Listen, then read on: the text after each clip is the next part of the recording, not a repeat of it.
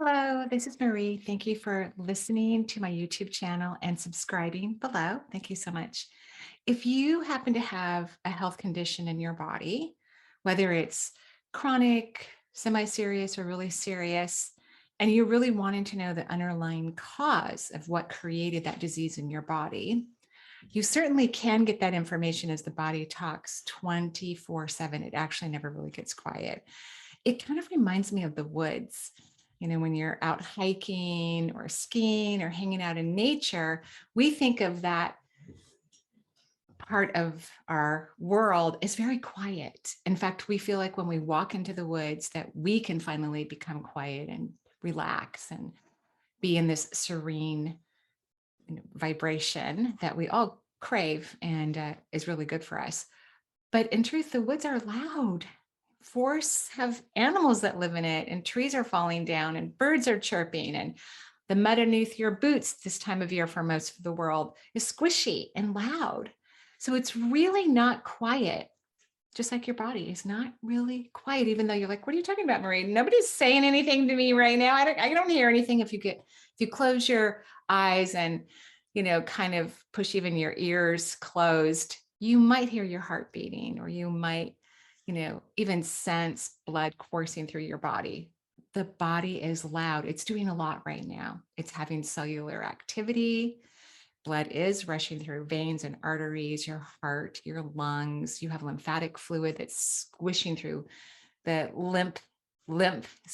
tunnels and the lymph nodes, killing things that aren't good for you, detoxifying things for you. Your liver is creating vitamins and cholesterol. Your kidneys are helping you to excrete things that you put into your body that aren't good for you. The same with your intestinal tract. And there's hundreds of thousands of other things going on that would be even more complicated to describe, like the Krebs cycle and insulin production. There's a lot going on in your body. It is not quiet. It is very, very loud. And it happens to be a genius like nature.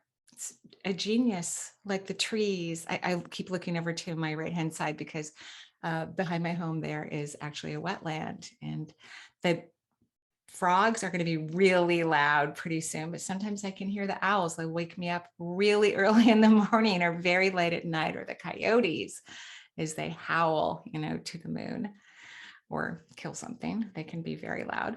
At any rate, your body's busy like that, and it wants to talk to you. It knows why something isn't working the way you want it to. It knows exactly why, because it's an intelligent, beautiful vessel of information. The only thing that needs to become quiet so that you can hear your body is your mind. Your mind has to become quiet. Fear is not intuitive. Anxiety is not intuitive. Anger is not intuitive. None of those things have anything to do with intuition or your connection to the higher self or how your body is going to communicate to you. Even let's say you have some authentic repressed anger in some part of your body, like women tend to repress it in their abdominal area, men tend to repress anger in their chest. Even if you have authentic anger repressed in your body, which could be creating some health issue for you, your body is only going to tell you in a kind way, because real authentic anger is actually healthy. It's the mind-made anger and frustration and sorrow that isn't authentic. It's not real. It's not helpful. It doesn't create disease. It just creates a lot of distraction.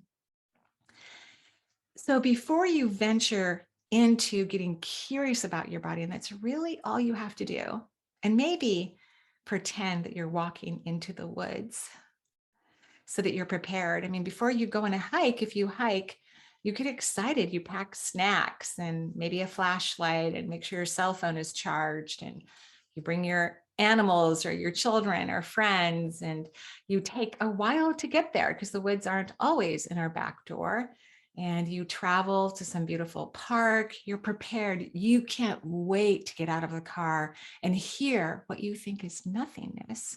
But in truth, you're going to hear the sounds of nature. They're content, they're happy, they're not stressed out, they're not worried. Just like if there was some construction going on close to the woods, it might bother you. It might make you fearful, like, oh my gosh, are they going to cut down more trees? It might bother you, but the woods, the forest is not going to be upset. It's still going to continue having its conversation with each other. and enjoying itself and pollinating and creating nests and nurseries, all the beautiful things that nature does. That's exactly what's going on in your body. Your body is not stressed.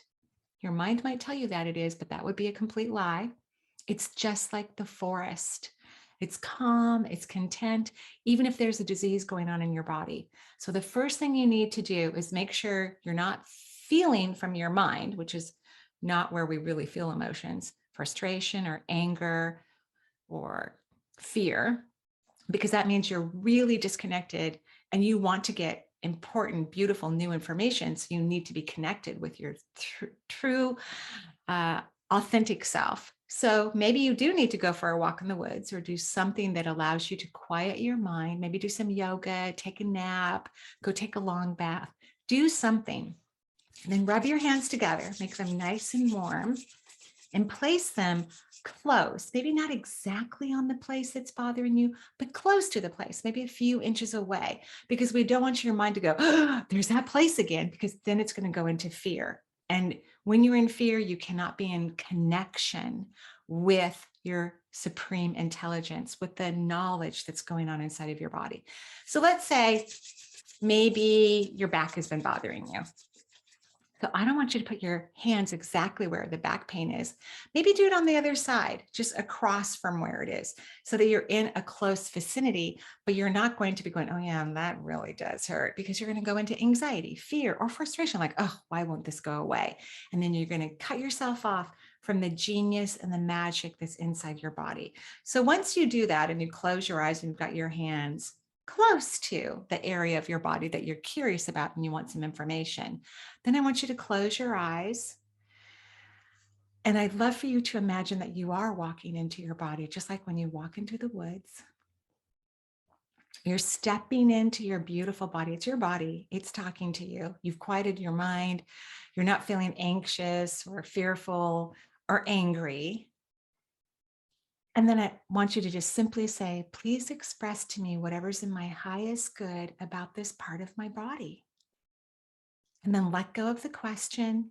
Wait till you start to have some sort of spontaneous experience. You might hear something, you might feel something, you might see something, and then I want you to move towards it. But it's going to be spontaneous. It's not going to be something from your mind. It's going to be calm, relaxing, compassionate, and somewhat surprising. And let your body talk to you, because once it starts to talk to you and give you information, you're going to start unraveling whatever was the underlying cause, which will be emotional, that created something that you find physically challenging. I hope you have lots of fun doing this. I hope you do it all the time and for the rest of your life, because this type of work is the best way to keep your body healthy for many, many, many, many years to come. Have a great day. Bye-bye.